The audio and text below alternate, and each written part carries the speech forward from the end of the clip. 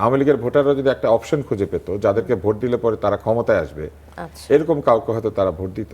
ত্রয়োদশ জাতীয় সংসদ নির্বাচন, বিএনপি ও জামাত ইসলামের প্রাপ্ত ভোটের ব্যবধান যদি আমরা একটু লক্ষ্য করি, যে 297 আসনের কেন্দ্রভিত্তিক বিস্তারিত ফলাফল বিশ্লেষণে দেখা গেছে ধানের শেষ প্রতীক নিয়ে প্রতিদ্বন্দ্বিতা করা বিএনপি প্রার্থীরা মোট 3,74,68,994 ভোট পেয়েছেন। আর দাঁড়িপাল্লা প্রতীকের জামাত ইসলামের প্রার্থীরা পেয়েছেন 2,38,25,259 ভোট। 299 আসনে মোট ভোটার 12,72,98,585। এর মধ্যে ভোট দিয়েছেন 7 কোটি কিছু বেশি। ভোট পড়ার হার 60%। তো এই যে ভোট ব্যবধান ও ভোটের হিসেবে জামাতের এই উত্থানের আপনি কি কারণ দেখেন? এই ধারাবাহিকতা বজায় থাকলে আসলে জামাতকে কখন আমরা রাষ্ট্র ক্ষমতায় দেখতে পাবো কিনা? দেখতে পারি, এটা তো অস্বাভাবিক কিছু না। যদি তাদের একইভাবে ভোটের পরিমাণ বাড়তে থাকে তাহলে একসময় হয়তো তারা রাষ্ট্র ক্ষমতায় যাবেন ভোটের মাধ্যমে। এটা হতে পারে, না হবার কোনো সম্ভাবনা নাই। কিন্তু এটাও হতে পারে যে তাদের ভোট কমেও যেতে পারে। আমরা শুধু বাড়বেই ভাবছি, কিন্তু তাদেরকে তো আমরা এত পরিমাণে সংসদে কখনো দেখি নাই। তাহলে আগামী 5 বছরে তাদের কার্যকলাপ, আচরণ, তাদের উত্থান পতন এই সব কিছু বিবেচনায় আসবে। বিবেচনা আসার পরে আমার ধারণা যে ভোট কমেও যেতে পারে। এই ভোটটা কিন্তু একটা অস্বাভাবিক পরিস্থিতির ভোট, যে পরিস্থিতিতে একটি বৃহৎ রাজনৈতিক দল এবং তাদের সমর্থকদের কোনো মার্কা এবং দল দুইটার কোনোটাই নাই, কিন্তু ভোটাররা আছেন। ফলে অস্বাভাবিক পরিস্থিতির ভোট দিয়ে আসলে ক্লাসিক্যালি আপনি নির্বাচনের ভোটের সংখ্যাকে ঠিক ব্যাখ্যা করতে পারবেন না।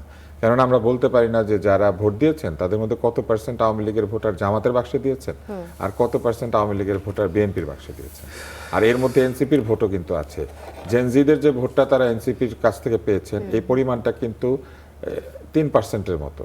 4 কোটি তরুণ ভোটার না, 3% অফ যে ভোট কাস্ট হয়েছে তার মধ্যে অ্যাটলিস্ট 3% ভোটারের সংখ্যা হিসেবে।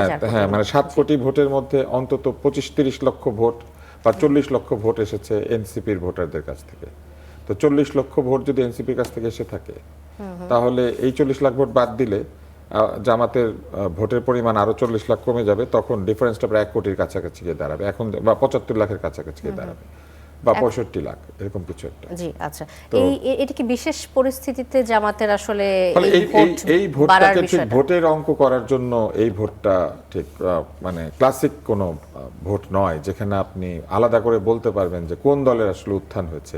কেননা এইখানে আওয়ামী লীগের বহু ভোটার বা বহু লোকজন তারা এলাকা ভিত্তিক নিরাপত্তা, তাদের ব্যবসা বাণিজ্যের নিরাপত্তা, তাদের সামনের দিনে কাজকর্ম করার সুযোগ, এই অনেক কিছু বিবেচনায় নিয়ে তারা এলাকা ভিত্তিক ভোট দিয়েছেন। কোথাও তারা জামাতকে ভোট দিয়েছেন, কোথাও তারা বিএনপিকে, অধিকাংশ ভোট বিএনপিকে দিয়েছেন বলে আমার মনে হয়। তো এই কারণেই এই ডিফারেন্সটা হয়েছে।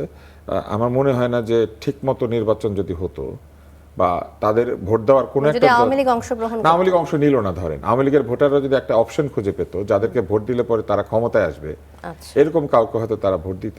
ফলে তারা ভেবেছে যে তাদের জন্য বিএনপি অনেক নিরাপদ।